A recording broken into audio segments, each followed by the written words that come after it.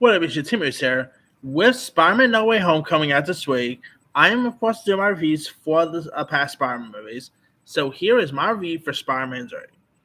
Now this would of course eventually become Sam Raimi's last foray into the Spider-Man universe, with Tobey Maguire also coming to an end with Spider-Man, or as I say, I guess. But Spider-Man 3, I'm one of the rare folks who did not mind Spider-Man 3 so much. I would go ahead and say it had its problems. Yes, it had loads of problems. Some story wise, yes.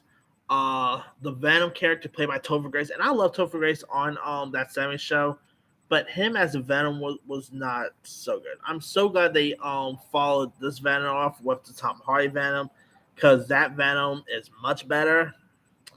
And of course, I could have done it without the whole emo Peter Parker. I mean, but let's be real. Bully Maguire became a meme.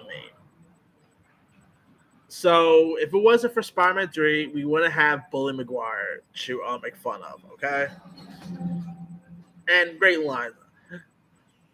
I'll pay rent when you fix this damn door.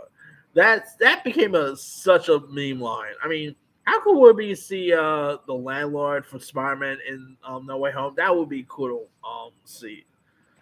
But that aside, Spider-Man 3 definitely has some of its flaws, yeah, but majority I didn't mind it so much. Thomas Hayden Church, him as Sandman is great casting. You know, with of course No Way Home coming out, I would say that if you go ahead and if you reboot something, obviously recast. But I make some exceptions with the Spider-Man films. One, get J. Jonah Jameson back, which they did. They got J.K. Simmons back. Get Alfred Molina back as Doc Ock, which they got, and also get Thomas Hayden Church back, which I think that's still him. I'm still not 100% sure, but I think Thomas Hayden Church just plays this role perfectly.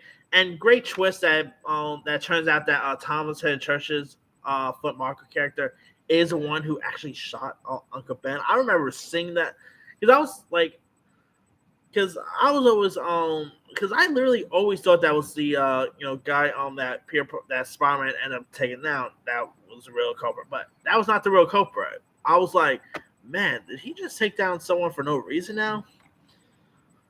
Of course, you got you end up having James Franco back as Norman Osborn. This time he becomes the new Green Goblin, which I know James Franco was pretty decent. I mean, obviously he's no William Dafoe, but I still thought he was pretty decent here.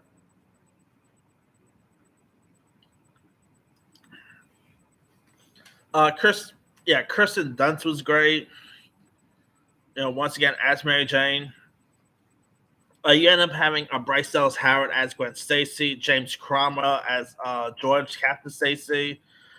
Um, you have some other really cool cast members who popped up here and there. It's such a really fun one. You even had Joe Manganiello, who reprised the role as Flash Thompson. That was really cool because he hasn't played the role since the first Spider-Man movie. Stan Lee, of course, made a cameo. Bruce Campbell made a cameo as well. It's such a really fun, entertaining one. I mean, and surprised it does not have that much of a bad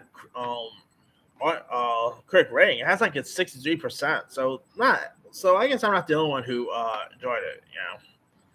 But I still and Bryce Dallas Howard, either she was so awesome as Gwen Stacy. I still probably prefer Emma Stone, but Bryce Dallas Howard still played that role perfectly. And James Cromwell as Captain Stacy was really cool. The ending will actually leave you tears, but I thought the ending was decent. It's still a shame that Sam Raimi never went ahead and did Spider-Man 4, because if you guys don't know the story, Sam Raimi was supposed to give us Spider-Man 4, but he ended up leaving due to creative differences, and so I mean that's Spider-Man 4. We would have had seen the likes of Anne Hathaway as Black Cat, John Malkovich as Vulture. We would have had like a new Venom, I guess. But hey, if it wasn't that being canceled, we probably wouldn't have the MCU Spider-Man. So I guess there's that. But that aside, I didn't mind. Like I said, I did not mind this one so much. The black suit I thought looked really cool. So yeah, not bad. Most people make out to be. Anyway, let me lead you guys. Have you ever seen Spider-Man 3? So, what show? Were you a fan of it? Were you not a fan of it? Favorite scenes, favorite moments? And bonus question, out of all the Tobey Maguire Spider-Man movies, which one do you prefer the most? Drop comments below. Don't forget to like, subscribe, hit that bell for more notification. This is Hero sign out.